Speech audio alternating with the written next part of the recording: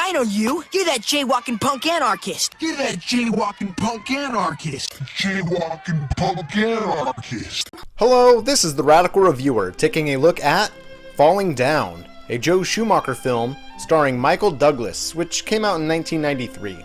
The key idea of this film is... They lied to me. Is that what this is about? You're angry because you got lied to? Hey, they lie to everybody. They lie to the fish. But we're getting ahead of ourselves. Really, the key idea of this film is that capitalism makes false promises to the middle class, and the film explores how the middle class reacts to those failed promises, namely, by becoming reactionary.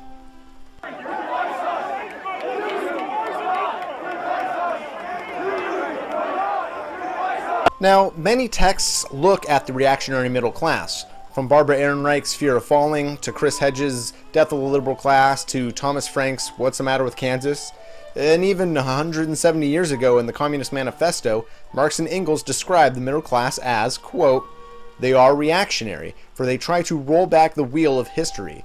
If by chance they are revolutionary, they are so only in view of their impending transfer into the proletariat." But these are books, and a film is a much different medium. So let's explore this film's telling of a middle-class journey. The film starts with the famous traffic scene. This flood of people represents the mainstream, a literal stream of people, the normies. These people are irritating and idiots. There's kids yelling, a lady putting on makeup, a guy yelling on his cell phone, people honking. And through pent-up frustration, our protagonist abandons the mainstream and leaves the normies behind.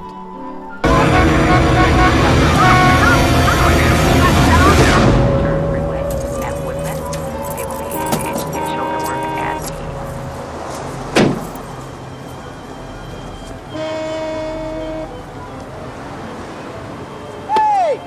Where do you think you're going? Going home. He says he's going home, and the phrasing here is very important. He doesn't mean he's going home in the typical sense. He means in an absolute sense. He means he's returning to everything that means home to him. He's becoming a reactionary. But we'll see what that means as we continue. The protagonist makes a phone call, but says nothing. He wants to make another phone call, but he needs change, so he goes to a convenience store. The protagonist asks for change, but of course he must make a purchase because the shop owner is a caricature of the greedy, selfish foreigner. The protagonist grabs a soda thinking that it costs 50 cents and he will get 50 cents change for the phone. In reality, the soda costs 85 cents, and rather than blame inflation or his wages not keeping up with inflation, rather than looking at systemic issues, instead the protagonist acts in this way. Drink, 85 cents. You pay or go. What's a phi? I don't understand a phi. There's a V in the word. It's five. You don't got V's in China? Not Chinese. I'm Korean. Whatever. You come to my country, you take my money, you don't even have the grace to learn how to speak my language? You're Korean. You have any idea how much money my country has given your country? How much? I don't know. It's got to be a lot. You can bet on that. An altercation breaks out, and the shop owner pulls out a bat, and the protagonist takes the bat. And in typical reactionary fashion, the protagonist feels robbed and cheated, and wishes to return to a mythical good old days. He states, I'm rolling back prices to 1965. What do you think of that? Again, he doesn't blame capitalism. He finds himself blaming the Korean shop owner, the evil, greedy foreign invader. This is, of course, a standard reactionary talking point. Or as the protagonist states, Going home. We're then introduced to a cop character who we saw briefly earlier. He is the antagonist to our protagonist, and we discover that he is retiring and that his daughter may have died very young. We then cut back to our protagonist. As he walks, he stops in an abandoned lot to fix his shoe, and two Hispanic gang members confront him. In a strange twist, the disenfranchised gang members make capitalist claims of ownership. They say that the protagonist is trespassing and loitering and that they're going to extract a toll. The gang members point to their gang symbol as evidence of their ownership, and the protagonist states, Says all that? Yeah. Well, maybe he wrote it in fucking English, I could fucking understand it. The protagonist then beats up the gang members with the bat and trades in his bat for a knife. The protagonist is then able to make a phone call again, and we discover that he's calling his ex-wife, and that it is his daughter's birthday, and he says he's coming home for her birthday. And the ex-wife states, No, you listen to me. This is my house now. I pay the rent. I mean, you don't even pay child support. You just can't walk in and out whenever you feel like it. he's told he can't come home, and that it is not his home, and that he doesn't even pay child support. In a sense, he's totally emasculated. The protagonist wants to go home. I'm going home! He was promised that if he got a job and followed the rules, he would win a wife and child as his prize. Or as Peter Coffin states, referring to video games in Custom Reality and You, I'm not asserting that video games make a person think simply being a nice guy gets you laid, because they do not. Still, after ongoing conditioning in this way, one might experience disappointment at a world for not upholding its end of the bargain. And this is precisely how our protagonist feels. In seeking revenge, the gang members confront the protagonist and attempt to kill him with a drive-by shooting, but they miss and get into a car accident. The protagonist walks up to the crash scene and takes their bag of guns. He's now upgraded from a knife to a bag of guns. We then cut back to the cop character. He's entering the chief's office, and the chief is punching a punching bag because he's just so damn tough and manly. And the chief patronizes the cop for retiring early, blames him for getting injured on the job, and even asks how his kids are doing. The chief doesn't even know that the cop's daughter is dead. We're now starting to see the parallels between our protagonist and the antagonist. The cop avoids violence after being injured. He listens to his wife and avoids combat, and his daughter has passed. All factors opposite of our protagonist. After this, we cut to the protagonist's ex-wife, who is talking to a cop she called over after receiving several phone calls from the protagonist. She explains that the protagonist has a temper and that there's a restraining order against him, but that the protagonist was never actually physically violent. After hearing that the protagonist was never physically abusive, the cop drops his concern and the wife is left feeling unsupported. This is a pretty good representation of abuse in patriarchal society. The wife is considered hysterical and the abuse is downplayed and ignored. We cut back to the protagonist, and he is accosted by a homeless man in the park. The homeless man asks for money. He then says that he's a vet. He then says that he hasn't eaten. And then he makes the same property ownership claims that the gang members did. Hey, this is my park. I live here. Who the fuck are you walking through my park? The protagonist eventually gives up his briefcase. However, the homeless man isn't happy with its contents. The film's message is that the homeless are liars, grifters, totally unashamed scum unwilling to take care of themselves, and who don't actually have substantial problems in their life. This is, again, a standard reactionary stance. As the protagonist goes about his walk, he goes to a fast food restaurant to order breakfast. The manager, who's portrayed as a nerd, explains that they are no longer serving breakfast, and the protagonist states, I don't want to be your buddy, Rick. I just want a little breakfast. The protagonist pulls out a gun and threatens the restaurant staff into agreeing with him. And, well, it obviously works. The restaurant staff are now sufficiently pandering to the protagonist's whims. They now understand the meaning of, the customer's always right. Have you ever heard the expression, the customer is always right? Yeah. Yeah, well, here I am.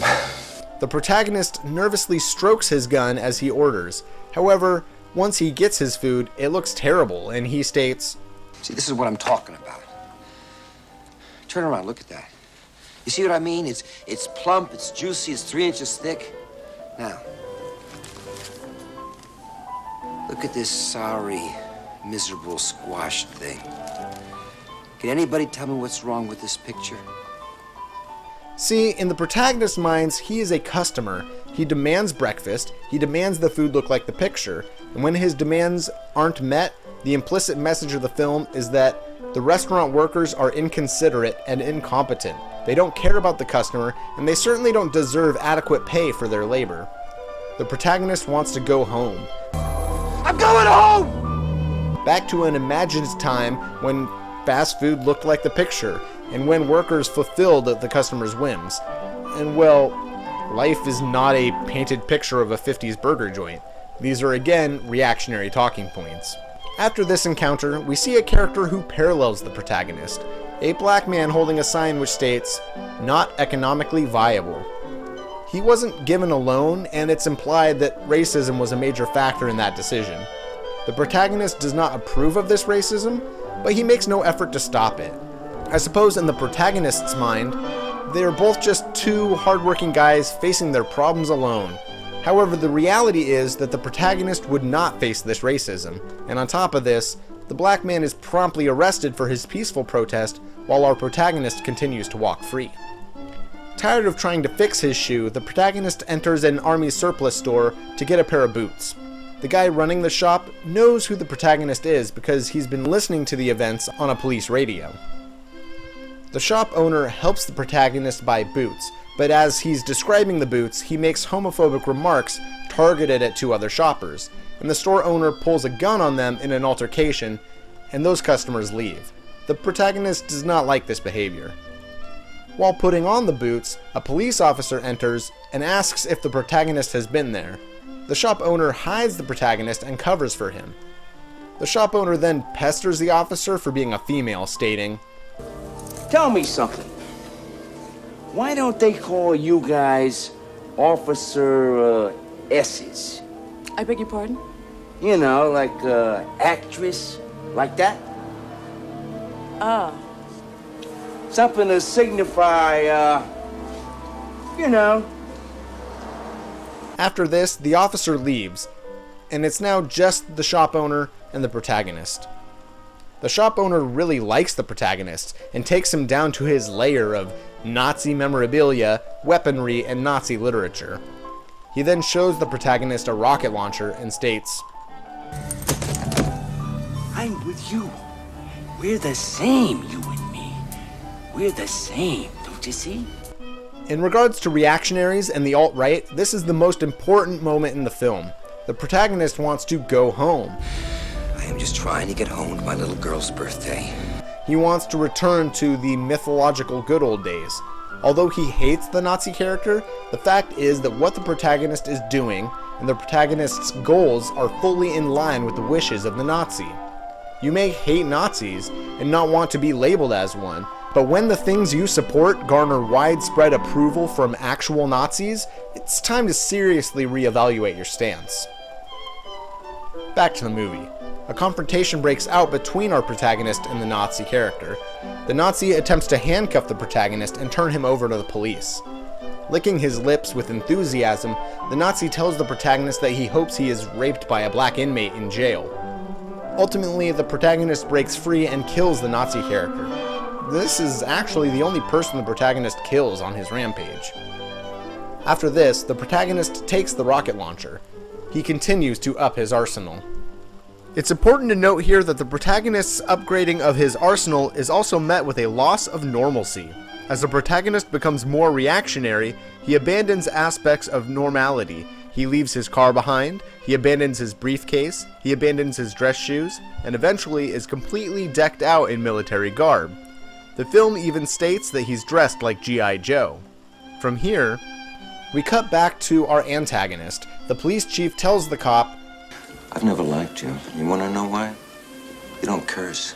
I don't trust a man who doesn't curse. Not a fuck or a shit in all these years. Real men curse, Prendergast. And I especially don't like a man in my command who's afraid to hit the street. It's bad for morale. I'm not afraid to hit anything, okay? Get back behind that desk where you belong. And don't waste any more of my time pretending you're a cop. The cop is essentially shown to be a total cuck. His wife bosses him around, he's scared to hit the streets, he doesn't curse, he's just pathetic. And again, he's the complete opposite of our protagonist. Speaking of our protagonist, he calls his ex-wife again, and he states he's past the point of no return, and he must continue his journey. He says, Did you know, Beth, that in certain South American countries it's still legal to kill your wife if she insults you? At the ex-wife's house, the daughter is watching an old Looney Tunes cartoon, The Lion's Busy, which is very fitting. In the cartoon, Leo the lion is getting old, and Beaky the vulture is ready to eat him, but the lion is not ready to die. This is similar to how the protagonist wishes things could go back to the old way, and he is afraid he's being devoured by the changing times. The protagonist then comes across the construction site that had caused the traffic jam at the beginning of the film. The protagonist complains about inflated budgets and bureaucracy and concludes, I want to hear it from you. What's wrong with the street? I don't know. I really don't know. I mean, I think it's a sewer job. You're lying. What's wrong with the street? Nothing. I knew it. See? I knew it was fine. Again, he threatens people to agree with him, and he fires the rocket launcher at the construction site, causing a huge explosion. We cut to the police, who are trying to find the protagonist, and they show up at the protagonist's actual house. He lives with his mother. There are dusty outlines of pictures missing from the walls, and we now discover that the protagonist is a total loser. His marriage has fallen apart, he lost his job, he lives with his mother.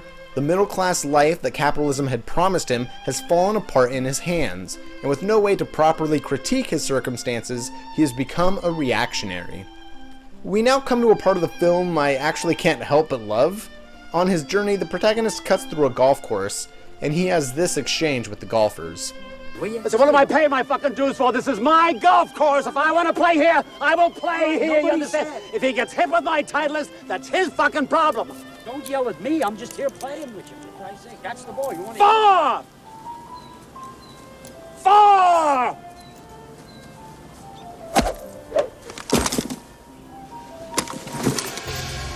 Five! Wait a minute. Whoa. What the hell are you trying to do? Killing me with a golf ball? Is that enough? You got all these beautiful acres fenced in for your little game, but you gotta kill me with a golf ball? You should have children playing here. You should have families having picnics. You should have a goddamn petting zoo. Instead, you got these stupid electric carts for you old men with nothing better to do? Good stuff.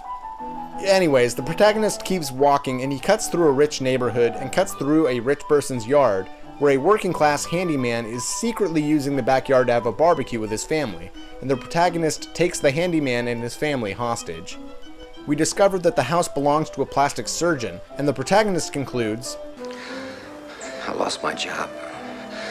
Well, actually, I didn't lose it. It lost me. I'm overeducated, underskilled. Maybe it's the other way around, I forget. But I'm obsolete. I'm not economically viable.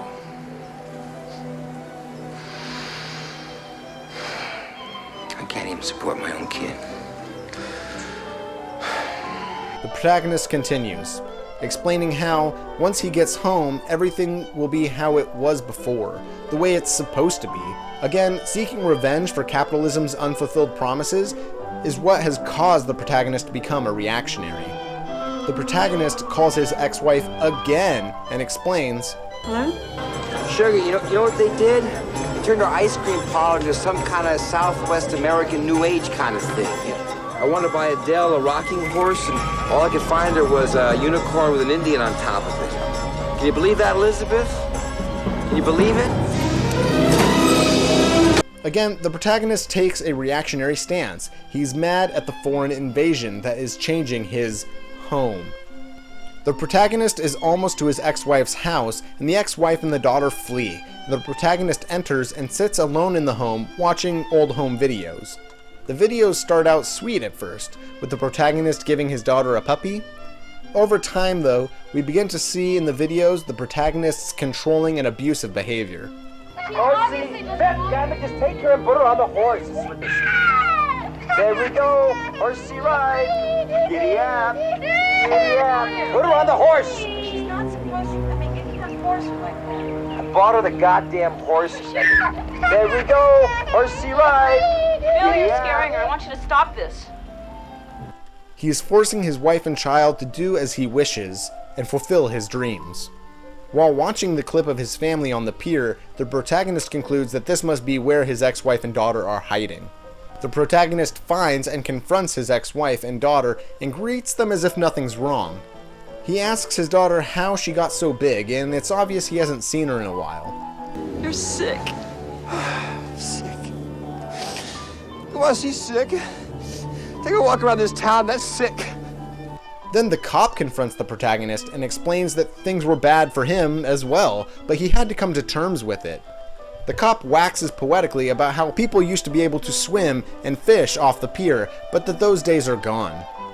We now come to the conclusion of the film. The cop asks, "What were you gonna do?" and concludes, Oh, guys like you always say you don't know what you're gonna do until you do it. I think you know exactly what you were gonna do. You were gonna kill your wife and child. To this, the protagonist comes to the realization, I'm the bad guy? Yeah.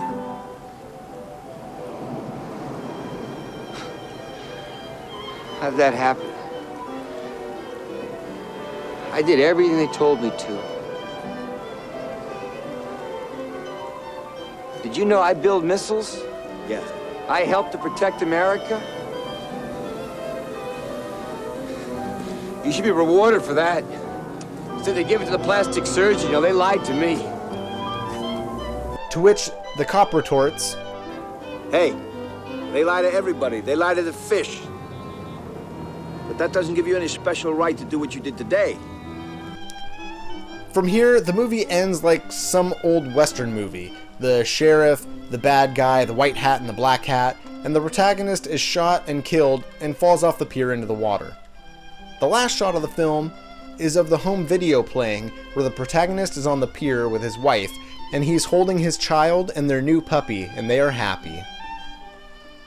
And, well, to be honest with you, the protagonist isn't wrong. He deserves to have a happy life. He should be able to live happily with the people in his life, and he should have sufficient income and resources so that he may have adequate food, clothes, and shelter. The problem is that he follows the capitalist narrative and is told that he can get what he wants if he plays along. So he demands a wife, and demands a family, and demands they do as he commands. And he demands a home free of foreign invaders, and he demands a society that conforms to these reactionary stances that are covered in the film. And when capitalism inevitably fails him, and replaces him at work, and raises the cost of living, and cultural diversity takes place, and the promises go unfulfilled, he isn't able to properly understand his circumstances. Instead, he blames his mother, he blames the immigrants, he blames the homeless. He hates how things are changing, and he wants them to go back to how they were. He wants to go home. Going home. I'm coming home. I'm going home! But there is no home.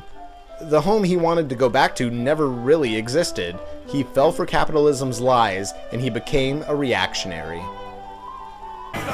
If you're interested in radical theory, looking for a book recommendation or whatever, you can get your radical reviews here with the Radical Reviewer. Thanks for watching.